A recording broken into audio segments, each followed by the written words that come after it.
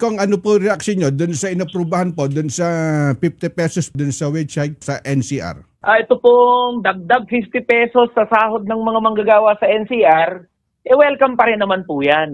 Dagdag ano po yan, dagdag pambili ng bigas sa kaulam yan ng mga manggagawa Apa. Pero wag na po tayo maglokohan, hindi po to kasya. Barya po yan. Baryang-barya po yan. Ang konteksto po ng binabanggit natin kung bakit barya yan, ang family living wage po sang-ayon sa pag-aaral ng Ibon Foundation ay nasa 1,220 per day. Apa. So kung i-multiply yan times 26 standard working days, so pumapatak po yan ng more 30,000 pesos.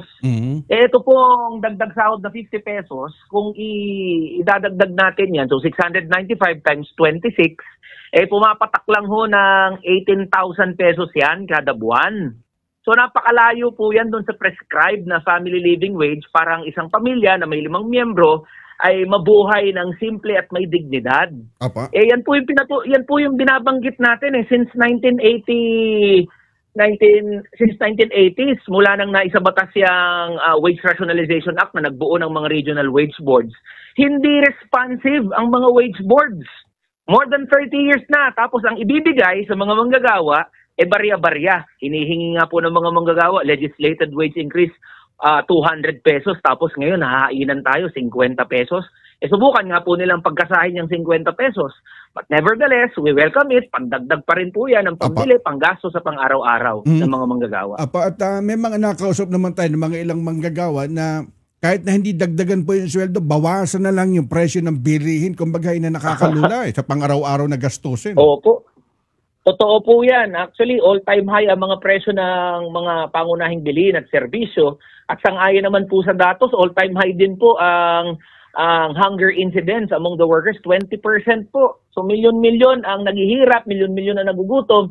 Therefore, reflective yan doon sa antas ng pamumuhay ng mga manggagawa. Hindi naman po magkalaban yung pagpapababa ng presyo ng bilihin at pagtataas ng sahod. Ang problema, hindi nga po mapababa yung presyo ng bilihin. Wala nga nagagawa para mapababa yung presyo ng bilihin.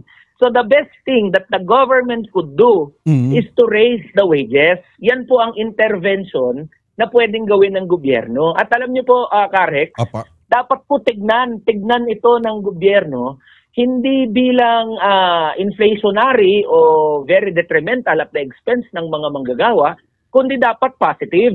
Alam niyo po kung bakit? Kasi ang mga manggagawa, ang kanilang tendency, when they have more money to spend, they are spending, hindi po nila sinisave yan.